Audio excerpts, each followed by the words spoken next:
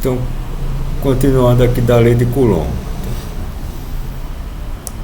A interação eletrostática entre duas partículas carregadas, né, é dada pela lei de Coulomb,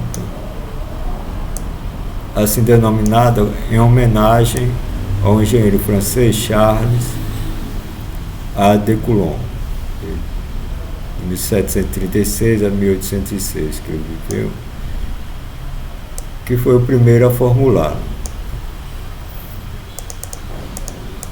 Tem uma semelhança bastante grande com a gravitação, tá? Até o experimento é bastante parecido. Então vocês já viram lá em Física 2.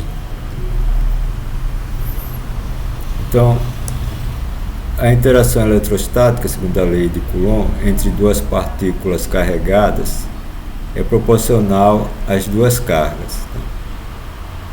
E ao inverso do quadrado da distância entre elas, e tem a direção da reta que une as duas cargas.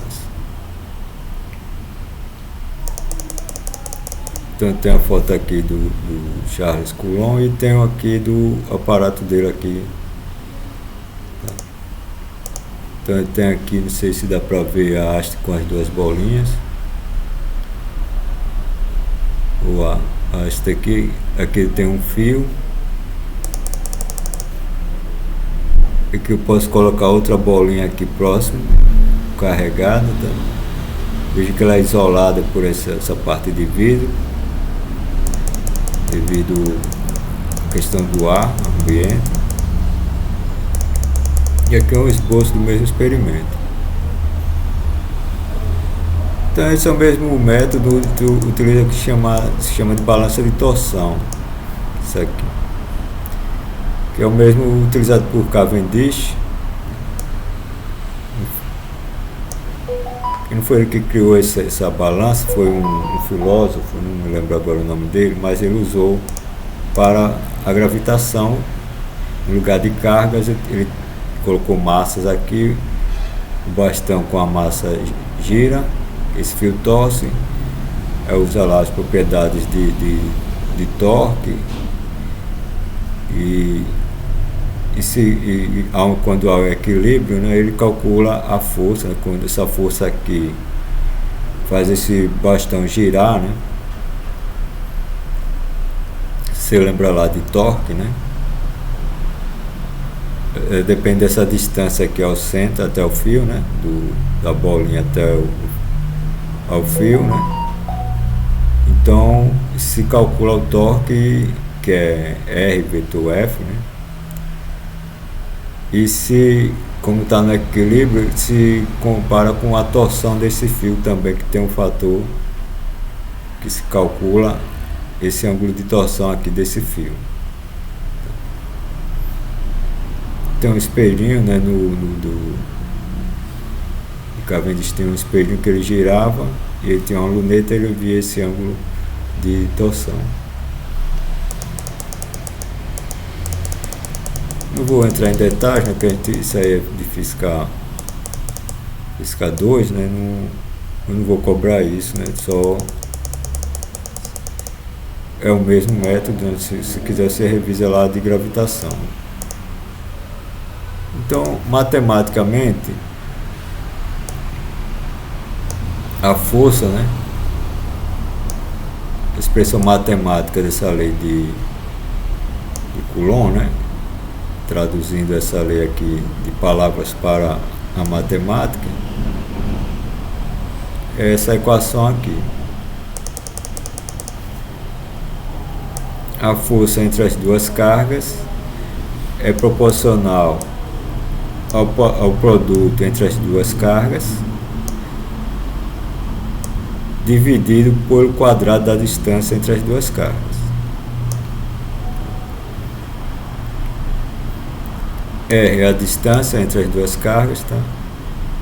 Q e F é a força. Esse K maiúsculo índice é a constante de proporcionalidade, que para determinar ela depende da escolha das unidades. estão fazendo uma análise dimensional, isso aqui está na revisão lá do capítulo 1 e 2, antes desse capítulo 3, tá? Tem alguns exemplos lá, qualquer coisa é só você dar uma lida. Eu vou colocar esse material lá no Google Drive também daqui a pouco.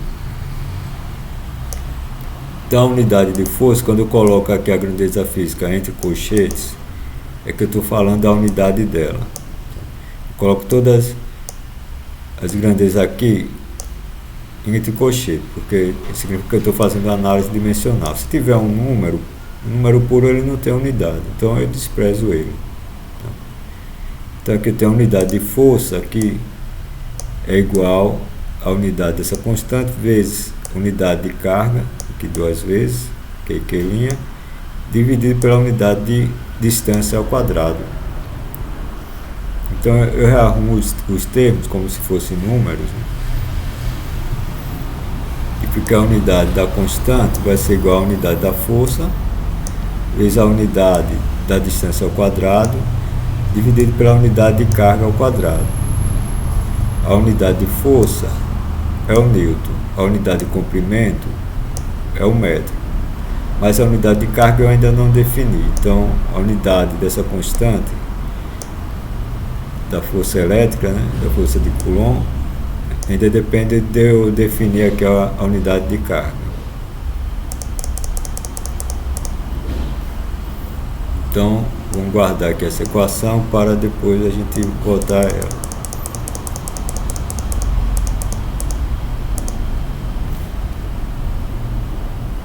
A constante elétrica, K índice é semelhante à constante gama na teoria da gravitação de Newton. É tudo bem bastante semelhante. A diferença é que eu tenho aqui duas cargas elétricas. Que vocês já devem ter visto falar, né? Ouvido falar que é o elétron tem uma carga negativa e o próton tem uma carga positiva. Então são as mais conhecidas, né? Pelo menos de vocês são essas duas, mas basicamente não tem outro tipo de carga, só positiva ou negativa, e elas duas, né, que geram a força elétrica, assim como a massa gera a força gravitacional, né, de Newton, tá? Mas no caso da gravitação, né, a unidade de massa já estava definida, a de força e a distância também, então foi fácil definir a unidade dessa constante gama aqui, ou G, né? Em alguns livros se escreve G. No caso da constante elétrica da força de Coulomb, precisamos definir primeiro a unidade de carga elétrica. Então, se fizermos uma afirmação definitiva sobre a unidade, podemos determinar o valor da constante experimentalmente. Eu meço a força, eu tenho as cargas e tenho a distância. A força eu sei pela torção do fio. E como é proporcional, aí eu substituo os valores e acho o valor da constante. Mas também podem proceder, contudo, na ordem inversa, né? E atribuir um valor conveniente à constante.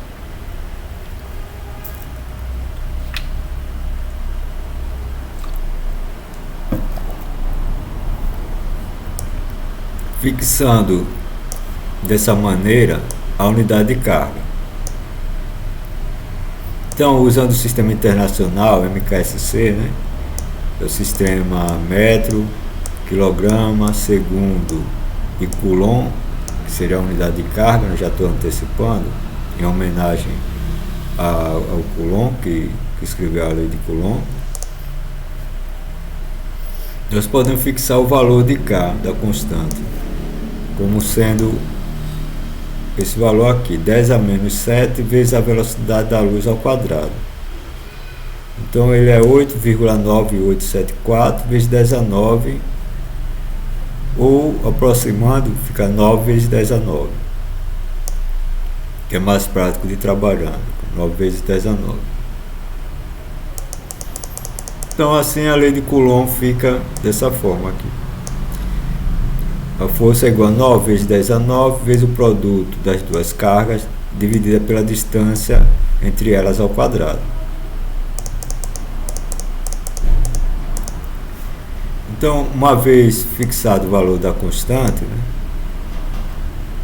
a unidade de carga elétrica está definida.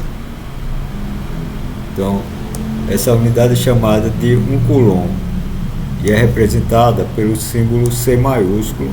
A unidade, quando é em letra maiúscula, é porque é em homenagem a algum pesquisador, então é o nome de uma pessoa, então se escreve com letra maiúscula.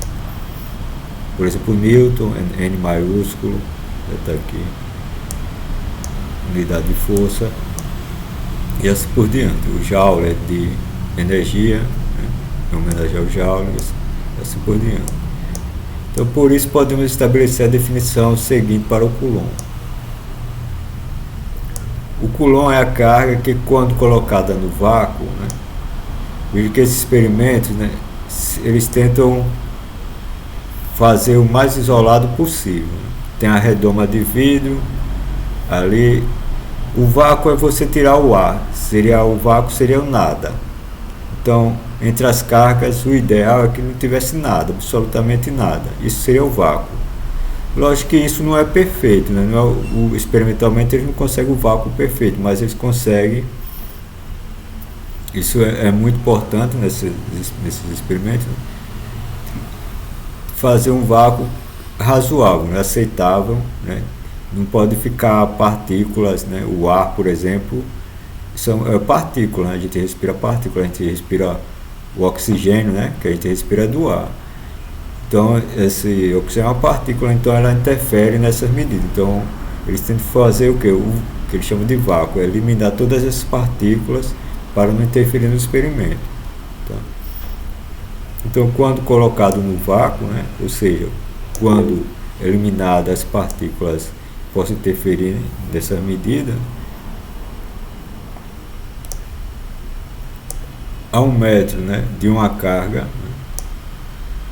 igual, né, repelirá com uma força, né, de 9 vezes 10 a 9 newton. Ou seja,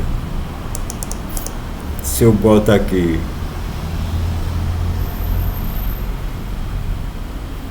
a distância de 1 metro, né, e coloco aqui as cargas com o valor de 1 coulomb, então fica 1 vezes 1, dá 1 aqui, aqui 1 metro ao quadrado, né, é 1 ao quadrado, fica 1 sobre 1 é 1, então só sobra esse valor aqui. Então a força seria 9 vezes 10 a 9 newton. Então, já adiantei, né? O vácuo é a ausência de matéria, nada existe no vácuo. Então, agora podemos escrever a unidade da constante, né, como força vezes comprimento ao quadrado, unidade de força vezes unidade de comprimento ao quadrado, dividido por unidade de carga. Agora, sendo que eu defini a unidade de carga como o coulomb. O coulomb é a unidade de carga que, quando eu considero um coulomb, duas cargas em 1 coulomb separadas por 1 metro de distância, eu tenho essa força aqui. Veja que é uma força bastante grande. Por isso essa unidade de coulomb é muito grande. Então eu vou ter que a unidade da constante vai ser o newton da força, o metro do comprimento, metro ao quadrado, né? E o coulomb ao quadrado da carga, unidade de carga ao quadrado. Que eu posso escrever como newton vezes metro quadrado vezes coulomb a menos 2, ou como newton é quilograma, né? É massa vezes aceleração, é quilograma metro por segundo ao quadrado, né? Como quilograma metro ao cubo por segundo a menos 2, coulomb a menos 2.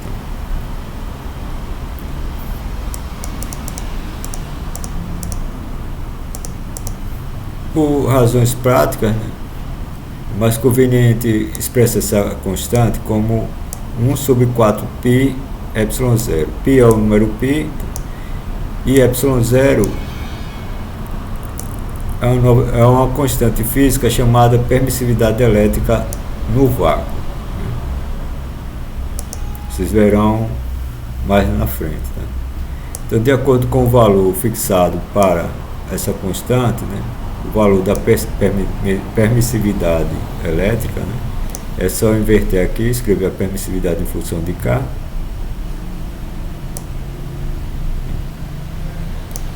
Então ela tem um valor de 8 vezes 8,854 vezes 10 a menos 12 Newton a menos 1, metro a menos 2, Coulomb ao quadrado. Então a unidade dela é o inverso da unidade da constante K, já que 4π são dois números, eles não têm unidade. Então aqui a unidade da permissividade elétrica é o inverso da unidade da constante elétrica, da lei de Coulomb. Assim eu posso escrever a força, ou a lei de Coulomb, como a constante K vezes o produto das duas cargas dividido pela distância ao quadrado. Então como 1 sobre 4π ε0 vezes o produto das duas cargas dividido pela distância ao quadrado. Tá, aqui a força está em módulo ou em componentes da força. Né? Como a carga pode ser positiva e negativa, né? Aqui tem uma explicação sobre o sentido da força de Coulomb. Tá?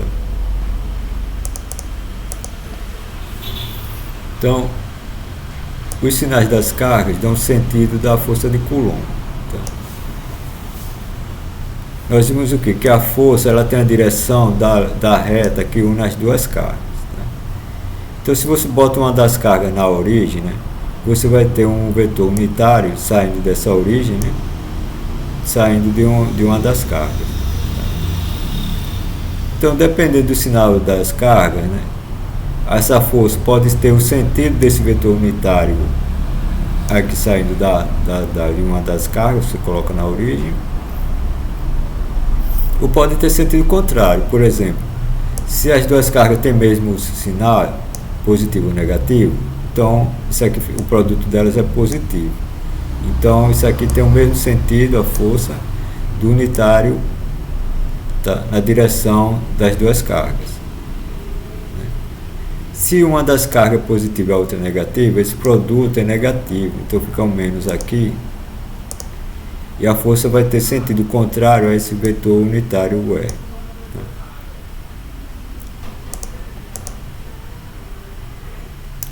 Então é mais fácil de ver isso se você escrever o módulo. Você não precisa, tá? Mas se você quiser, pode escrever o módulo, né? Porque aqui se elas são positivas, tá? Então o produto dela vai ser positivo, então não tem problema. Mas se uma delas se elas têm sinais iguais, né, o produto delas é positivo, então você bota o módulo, se for negativo, fica positivo e não tem problema. Agora, se elas tiverem sinais diferentes, você tem atração.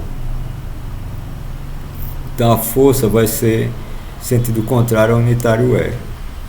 Então você bota o módulo de Q1 e Q2 e bota o sinal menos. Veja, se você não coloca o sinal menos, você não precisa colocar o módulo, né? Porque aqui uma é positiva e outra é negativa, vai aparecer um sinal menos aqui. Então, é que eu fiz essa figura aqui nas duas situações.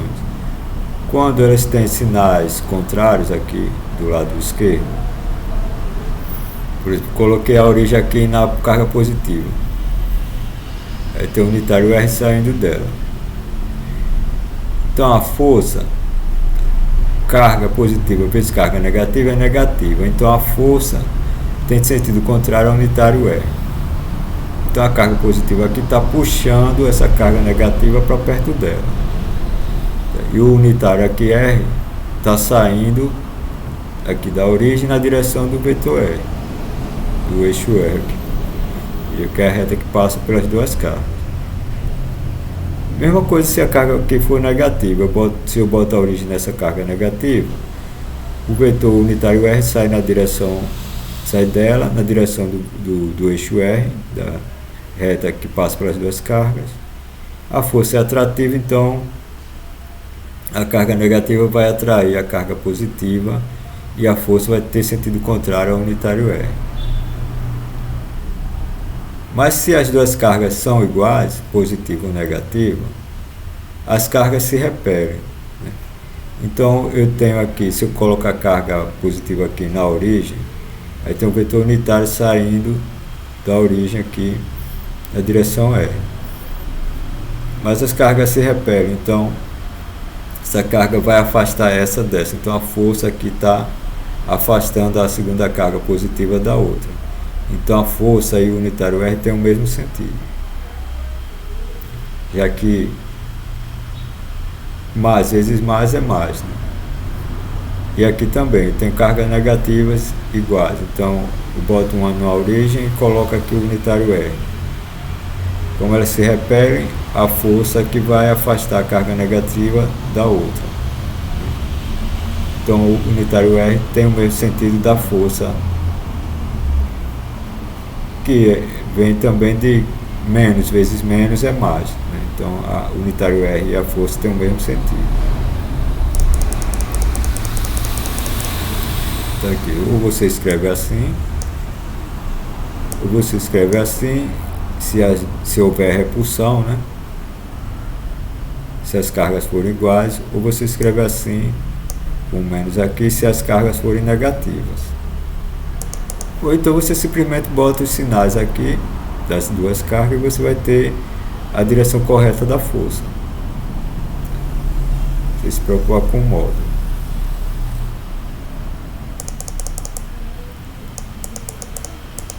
Exemplo. Dado o arranjo de cargas da figura aqui, dessa figura aqui.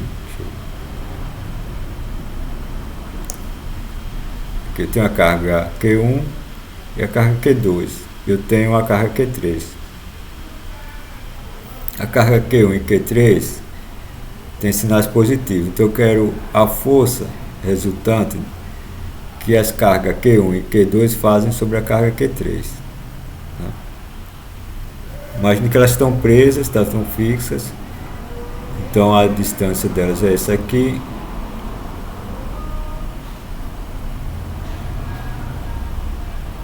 Então Q1 igual a Q3, então a força aponta, né, na direção do unitário R. Se o unitário R está aqui saindo de Q1, tá? Entre Q3 e Q2, eles têm sinais contrários, então a força é de atração, então ela puxa Q3 para Q2. Veja que aqui ela afasta e aqui ele puxa. Então o unitário Q2 é nesse sentido aqui para baixo, né? O unitário R para Q2. E a força é para cima. E aqui não, aqui é repulsivo, né? Que é o Q3. O unitário está aqui e a força também está no mesmo sentido aqui.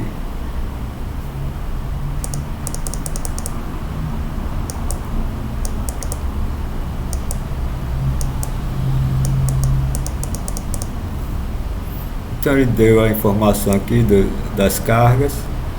Q1 é positiva, Q2 negativa, Q3 positiva e a distância AC de 1,2 metros e BC de 0,5 metros.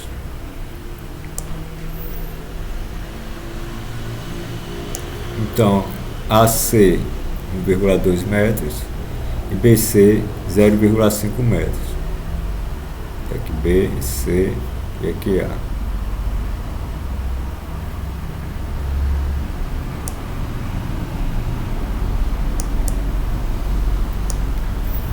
Então F1 vai ser 1 sobre 4πε0, né? A constante.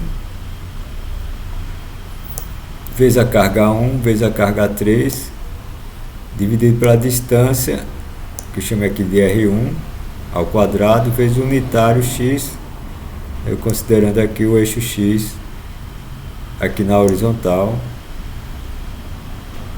e o eixo y aqui na vertical. Poderia ser escrever unitário R1 E aqui escrever unitário R2.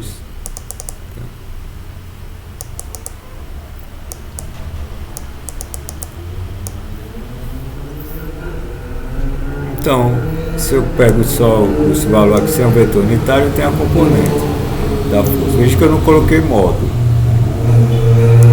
Então as duas cargas são positivas.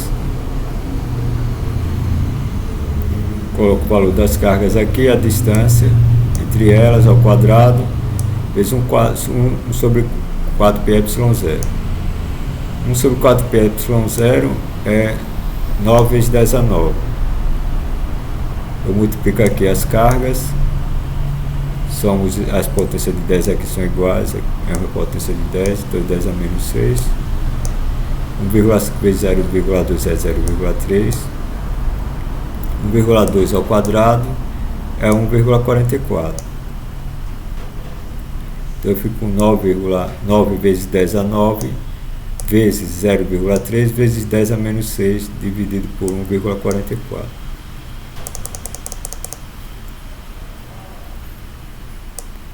Então no numerador eu multiplico tudo e fico com 2,7 vezes 10 a 3. Aqui 10 a 9 com 10 a menos 6 fica 10 a 3. E 9 vezes 0,3 dá 2,7. E no denominador tem 1,44. Eu divido o numerador pelo denominador. Eu obtenho 1,875 vezes 10 a 3. Então a força que a carga 1 faz na carga 3 é 1,875 vezes 10 a 3. Newton, né? E para a carga, a força 2, né?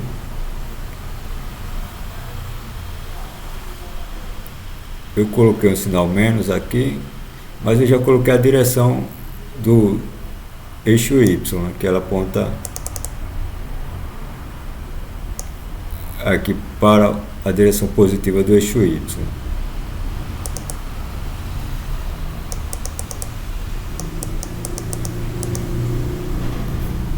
Então, quando eu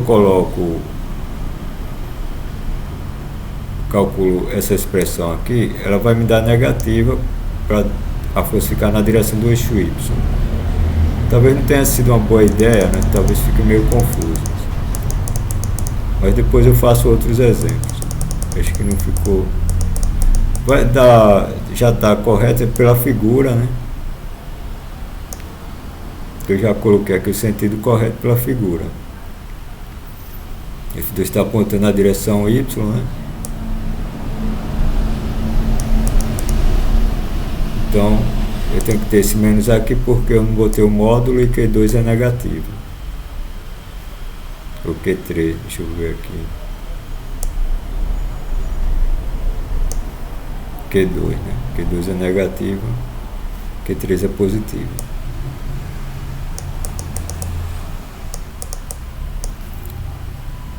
Então eu calculo essa parte aqui, tem que ser negativa, né, para com esse menos ficar positivo. Então essa parte aqui é Q2 vezes Q3 dividido pela distância ao quadrado, vezes 1 sobre 4πε0.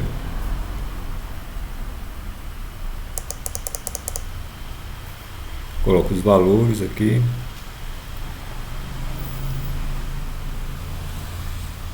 As potências de 10 somos expoentes, fica 10 a menos 6.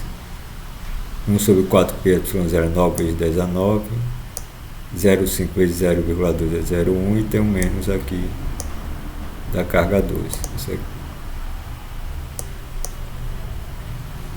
Então, fazendo as contas aqui, eu tenho menos 3,6 vezes 10 a 3.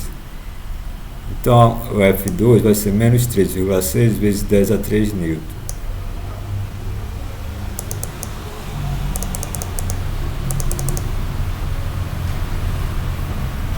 Então ele quer a força resultante, que é a soma vetorial de F1 com F2, que é essa força F aqui, na diagonal.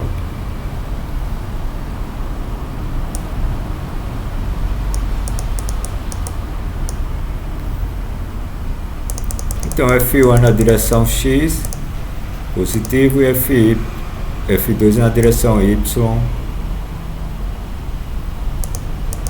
positivo também. Então coloca aqui, um deu 1,875 vezes 10 a 3 newton, unitário X, e o outro aqui deu menos 3,6 vezes 10 a 3, com esse menos aqui, né, porque é atrativo, é 3,6 vezes 10 a 3 newton, unitário Y. Então esse é o vetor força resultante. Eu calculo o módulo, né? Uso o teorema de Pitágoras. Acho a força igual a 4,06 vezes 10 a 3 newton.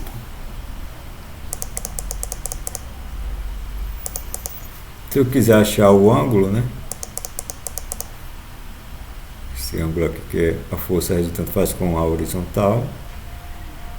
Eu pego, vai ser o cateto oposto, que é o módulo de F2, dividido pelo cateto adjacente, que é o módulo de F1. Então F2 sobre F1 vai me dar a tangente do ângulo, esse ângulo aqui que a força resultante faz com a horizontal. Então a tangente do ângulo, né, vai ser 3,6 vezes 10 a 3, dividido por 1,875 vezes 10 a 3, dá 1,92. Então se eu quero o ângulo, eu tenho a tangente, eu inverto. Então eu tenho o ângulo alfa vai ser o arco tangente de 1,92. Se você calcular isso na calculadora, dá 62,487 e assim por diante. Então o ângulo que a força resultante faz com a horizontal, 62,5 graus.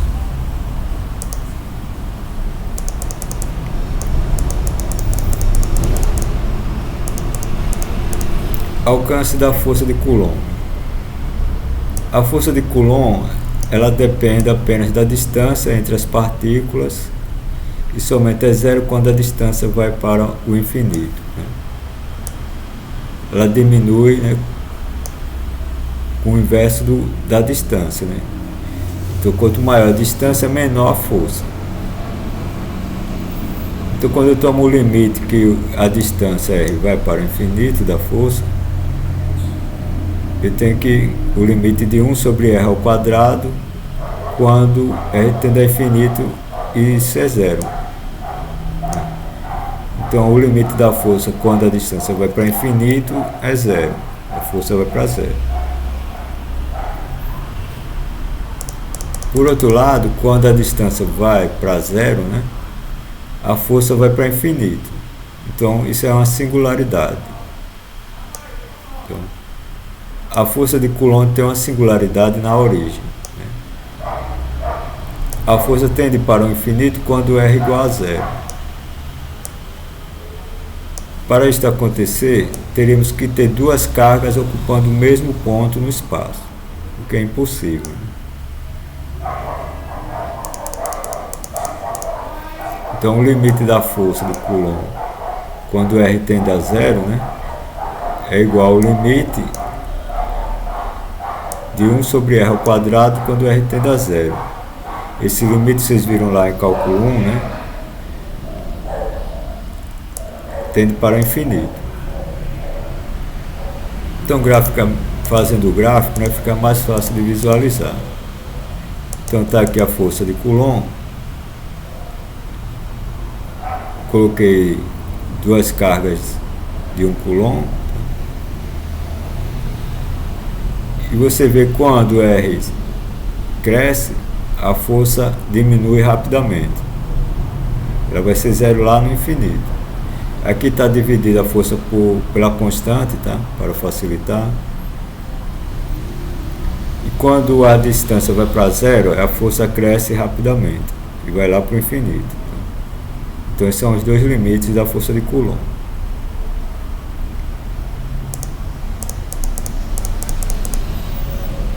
Campos vetoriais. Acho que vocês já viram isso no Física 2, né, quando viram gravitação, né? Quando se tem uma grandeza física vetorial, né, ela é uma função vetorial. Então, em cada ponto do espaço você tem um vetor. Então esse é o que nós chamamos de campo vetorial. Pode ser um campo de força ou um campo que nós veremos a noção de campo. Vocês já viram o campo gravitacional, né? Veremos a noção de campo elétrico. Tá? Tanto a força quanto o campo da força, o campo elétrico e o campo gravitacional, né? E a força gravitacional são exemplos de campos vetoriais. Existem outros tipos de campos vetoriais. Por exemplo, um campo de velocidade pode ser um campo vetorial de velocidade. Um campo de aceleração, né, que é um vetor, é um campo vetorial de aceleração. Agora, um campo de grandeza física, né, no sentido de campo, é outra coisa. É o campo gravitacional, é o campo devido à força gravitacional. O campo provocado por uma massa, né, no espaço. O campo elétrico nós vamos ver que é um campo devido à força elétrica e é o campo devido a uma carga no espaço. Tá? Tem uma diferença entre eles. O campo de vetores pode ter qualquer vetor, qualquer função vetorial é um campo vetorial. Mas o campo de uma grandeza física é devido a uma interação, devido àquela, ou uma interação gravitacional ou uma interação elétrica. Funções vetoriais definem no espaço campos vetoriais, né? Com cada ponto do espaço associado a um vetor. Deixa eu repetir o caso do barulho. Então, funções vetoriais definem no espaço campos vetoriais, tá? Com cada ponto do espaço associado a um vetor. A força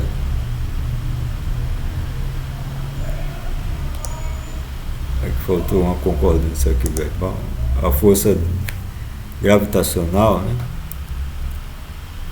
E o campo gravitacional, a força gravitacional e o campo gravitacional são exemplos de campos vetoriais. A força de Coulomb e o campo elétrico, né, que será definido na próxima sessão, também são exemplos de campos vetoriais. Então eu peguei esse exemplo aqui genérico, né, de um campo vetorial qualquer.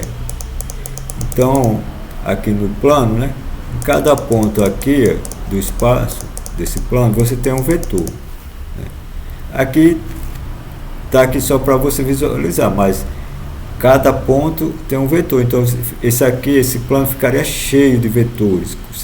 Seria uma tela preta aqui, porque cada ponto aqui tem infinitos pontos. Então, você teria aqui infinitos vetores. Tá? Aqui é só para facilitar a visualização. Tá? Esse aqui é um exemplo genérico de um campo vetorial. Então, em cada ponto do espaço, você tem um vetor. Então, o vetor significa que você tem uma direção, um sentido e uma norma, um comprimento. Pode ser que os vetores têm tudo o mesmo comprimento. Mas pode acontecer que em pontos diferentes ele tenha comprimentos diferentes. Significa que ele tem módulos diferentes. Igual a força de Coulomb, à medida que R cresce, ela diminui. Então o módulo dos vetores, ele diminui à medida que você se afasta da carga que está na origem, né? E aumenta à medida que você se aproxima da origem. Então o módulo do vetor, né, ele varia à medida da posição da distância entre as cargas.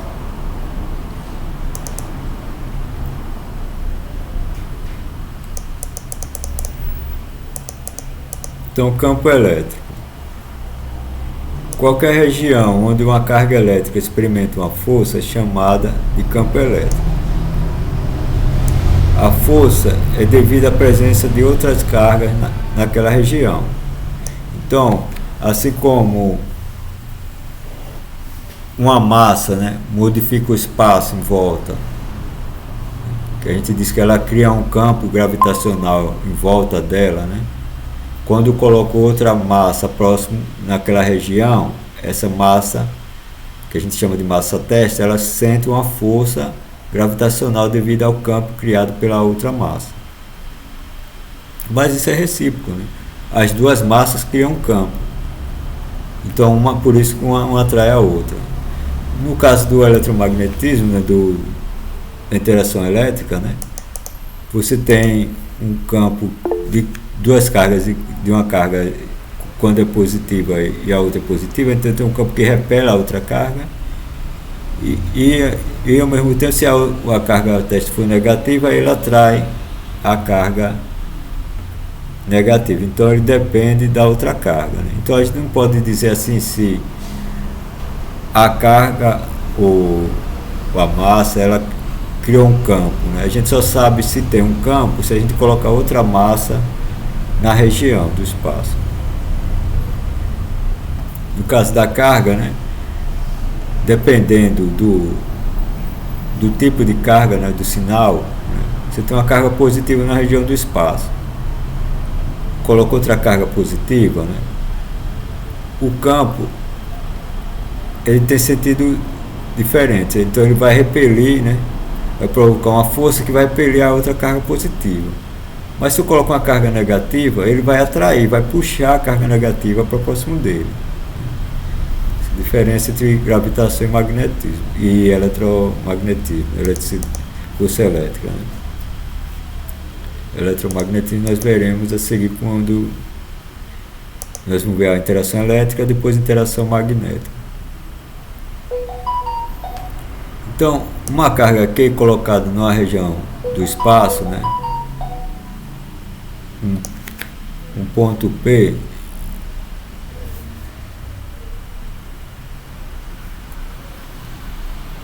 onde existem outras cargas, Q1, Q2, Q3, tá? Ela vai experimentar uma força devido ao campo dessas outras cargas.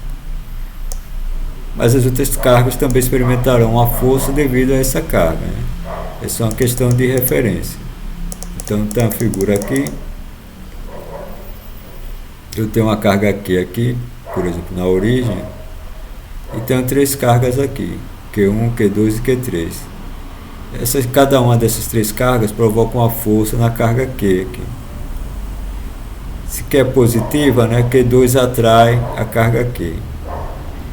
Q1 repele a carga Q nessa direção e Q3 repele a carga Q nessa direção aqui. Então a força resultante sobre a carga Q é a soma vetorial das três forças devido às três cargas presentes no espaço próximo dela.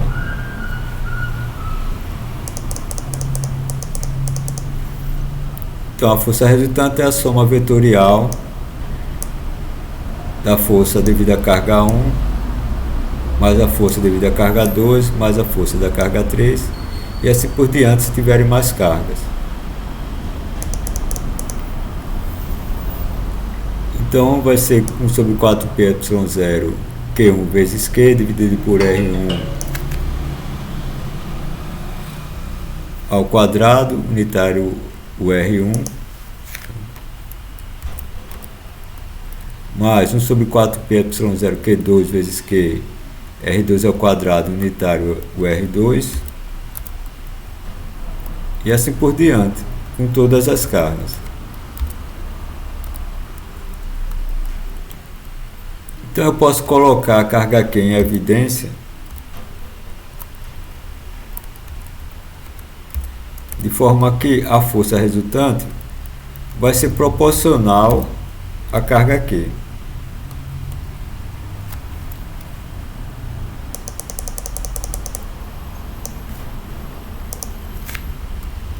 Então a força resultante vai ser Q vezes 1/4πε0 sobre Q1 dividido por R1 ao quadrado, unitário R1, 1 sobre 4πε0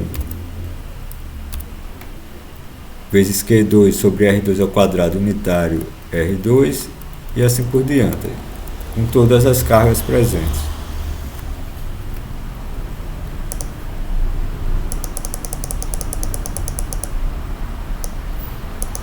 Então, a força vai ser igual a carga Q vezes algo aqui que é devido individualmente a cada uma das cargas. Tá?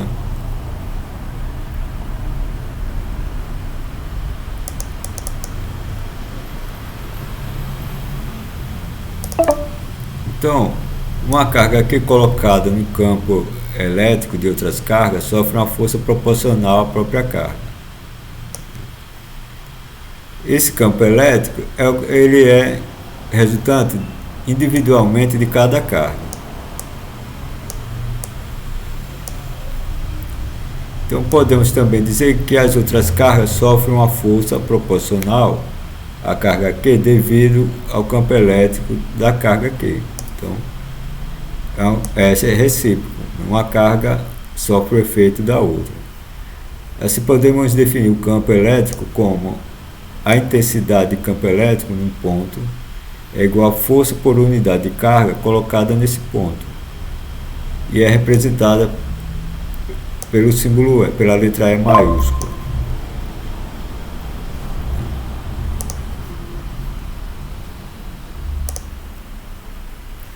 Então, o campo elétrico nada mais é que força por unidade de carga.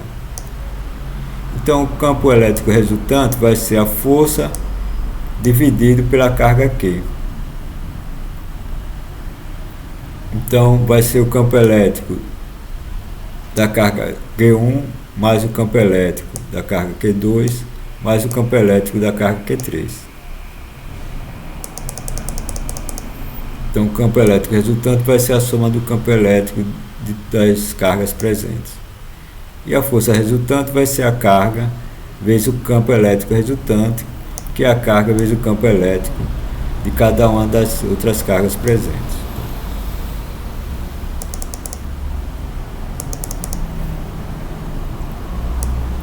Como a força é proporcional ao campo elétrico, então, quando a carga Q é positiva, a força tem o mesmo sentido do campo elétrico. Está aqui. A força é Q vezes E. Se Q é positivo, F e E são dois vetores, né? Então, proporcionais a Q. Se Q é positivo, então F e E tem o mesmo sentido. Se Q é negativo, a força e o campo elétrico têm sentidos contrários. Então, quando a carga é negativa, a força tem sentido contrário ao do campo elétrico. Então está representado aqui. Eu tenho o campo elétrico nessa direção. Professor, sim. O áudio está travando muito. Como? Seu áudio está. Eu vou baixar um pouquinho. Tá melhor? Assim que vai falando. Vamos ver se vai travar de novo. O áudio. Eu não tenho como saber, porque só quando eu ver a gravação. Só. Porque se tiver distorcido, aí eu diminuo o volume aqui.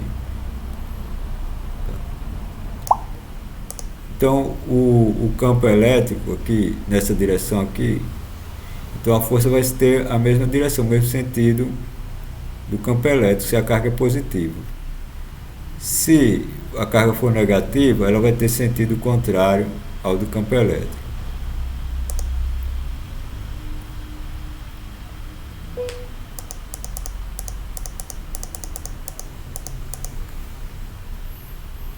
Sabemos que um campo elétrico em alguma região do espaço, sabemos que existe um campo elétrico em alguma região do espaço, quando colocamos uma carga teste, que chama aqui de Q', no espaço e medimos a força sobre ela.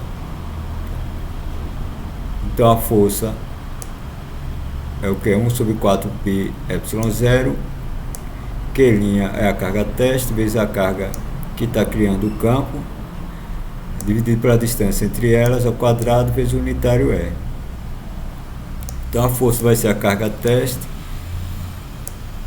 Q' vezes o campo criado por outra carga, no caso aqui é a carga Q.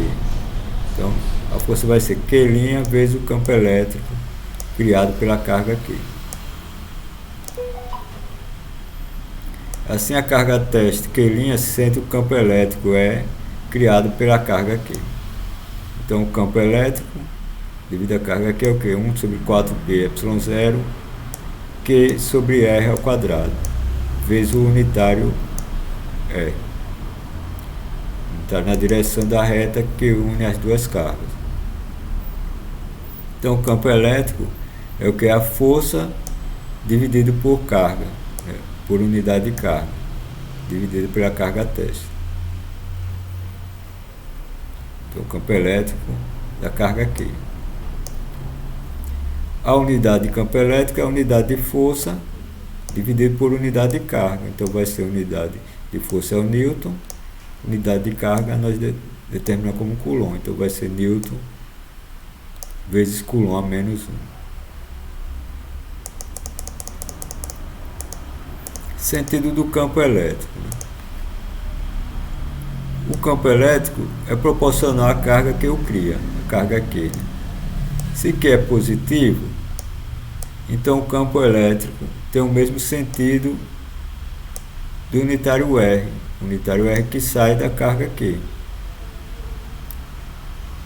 Se Q é negativa, então o campo elétrico tem sentido contrário ao unitário R. O unitário é o, né, da distância do raio, da distância da reta que une ela a qualquer carga, né, próxima à carga Q. Então,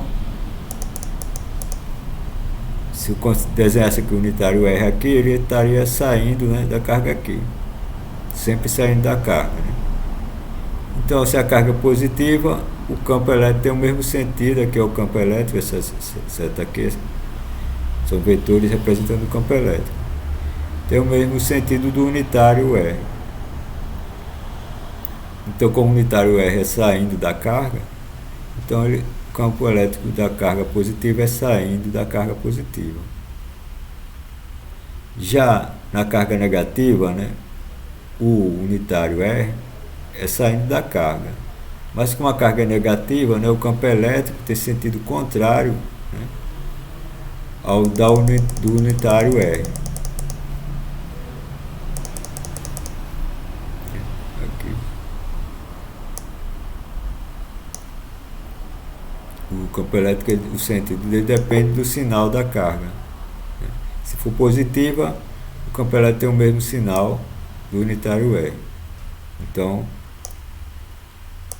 é no mesmo sentido. Se for negativa, ele tem sentido contrário. Fica um menos aqui, fica menos unitário R, é sentido contrário. Então, o campo elétrico da carga negativa, ele aponta para a carga.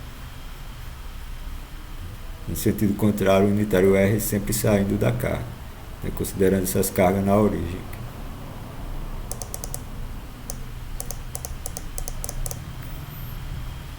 Então, o campo elétrico produzido por uma carga positiva, aqui na figura A,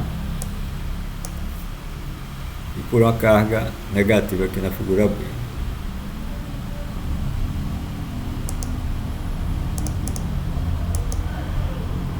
Então, por ser uma grandeza física vetorial, né,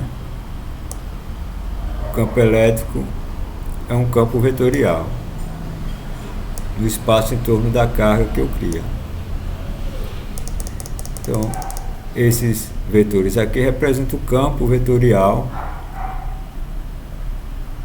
criado, né, pelo campo elétrico dessas cargas, criado por essas cargas.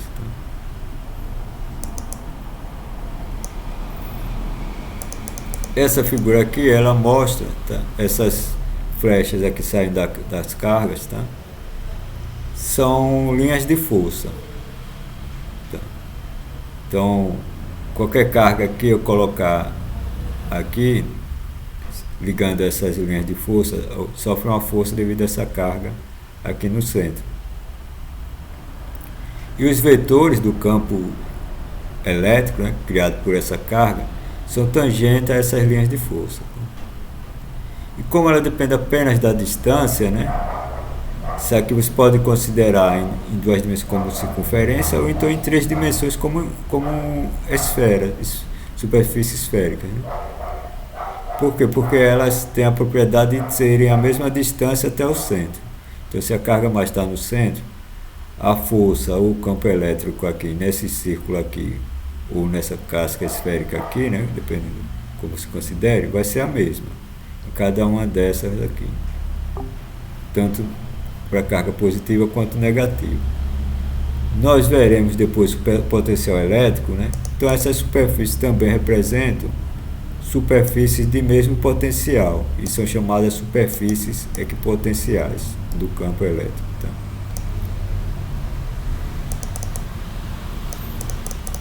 Quando se tem cargas de sinais contrários, né, as linhas de força saem de uma carga para a outra. E os vetores do campo elétrico são vetores tangentes a essas linhas de força.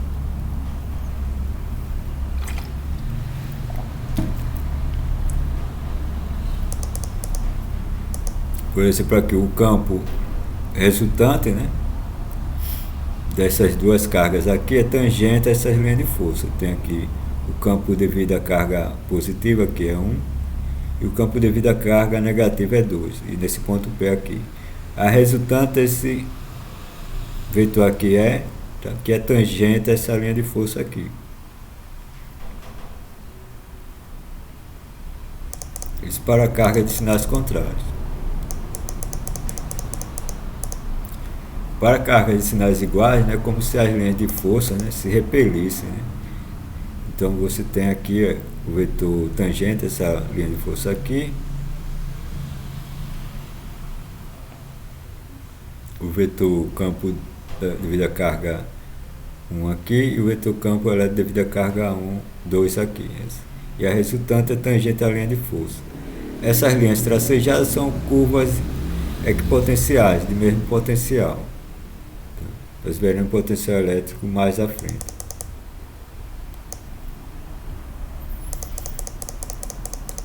Aqui é uma versão 3D,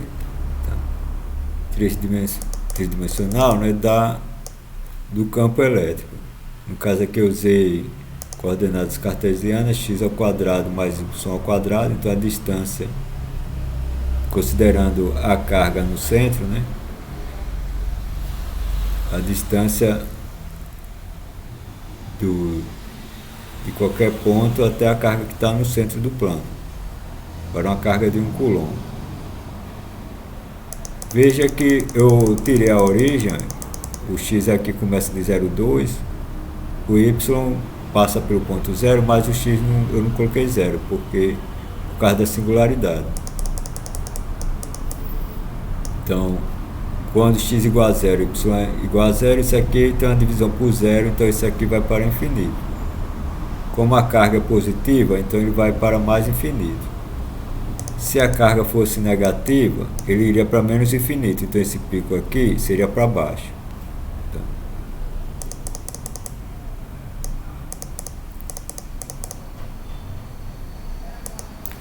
Então, quando diversas cargas estão presentes, tá, como na figura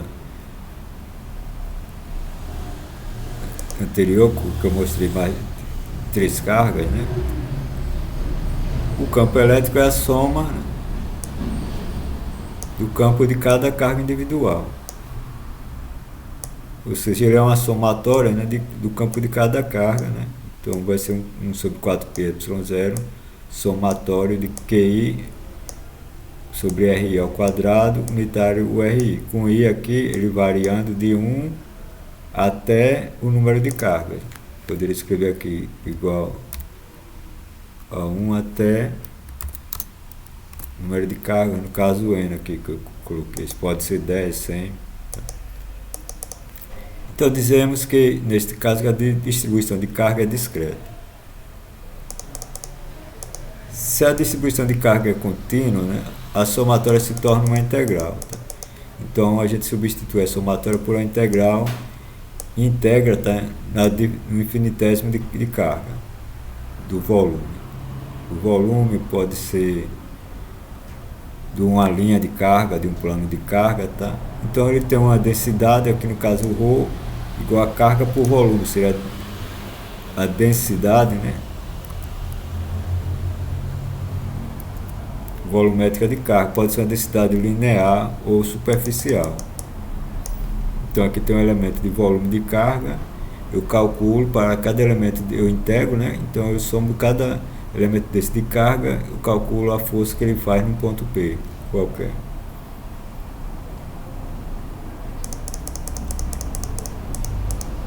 Num campo uniforme, né, um campo vetorial qualquer, um campo elétrico uniforme, os vetores têm o mesmo módulo, mesma direção e mesmo sentido em todos os pontos do espaço, tá? E é representado por linhas de forças paralelas, como nessa figura aqui. Tá? A melhor maneira, né, experimentalmente, de produzir um campo uniforme, tá? No caso o campo elétrico, né, é carregar duas lâminas de metal paralelas, tá, com cargas iguais e opostas. Então tem aqui uma lâmina está com carga positiva, a outra negativa. Então as linhas de campo são paralelas, tá? Se eu representasse por vetor, todos teriam o mesmo módulo, direção e sentido. E a força, né, como a F é proporcional à carga, aqui é da carga positiva, né, para a carga negativa.